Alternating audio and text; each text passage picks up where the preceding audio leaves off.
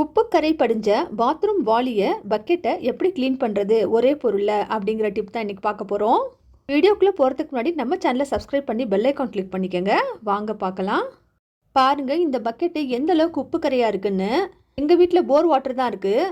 அது ரொம்பவே சால்ட்டியாக ஹார்ட் வாட்டராக இருக்குங்க. எவ்வளோ தான் 10 நாளைக்கு ஒரு தடவை பக்கெட்டை விலக்கி வச்சாலும் இந்த மாதிரி மறுபடியும் பக்கெட் வெள்ளை நிறத்துக்கே மாறிடும். இதுக்கு ஒரே பொருளில் ஒரு சூப்பரான சொல்யூஷன் கண்டுபிடிக்க போகிறோம். அதுக்கு ஃபஸ்ட்டு கையில் க்ளோவ்ஸ் போட்டுக்கணுங்க. க்ளோவ்ஸ் இல்லைன்னா ஒன்றும் பிரச்சனை இல்லை, நீங்கள் இந்த மாதிரி கவர் போட்டுக்கலாம். அப்படி இல்லைனாக்கா நம்ம வீட்டில் இருக்கக்கூடிய பிளாஸ்டிக் கவர் எடுத்து கையில் போட்டுக்கலாம்.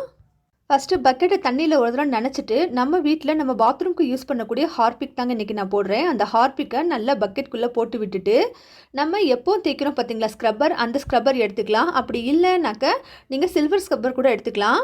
உங்களுக்கு விருப்பமாக இருந்தால் நம்ம பாத்திரம் விளக்கக்கூடிய சோப்பு இருக்குது பார்த்தீங்களா, அதையும் கொஞ்சம் எடுத்துக்கிட்டு இந்த ஹார்பிக் மேலே வச்சு தேய்ச்சோம் அப்படின்னாக்கா இன்னுமே ரிசல்ட் நல்லா கிடைக்கும்.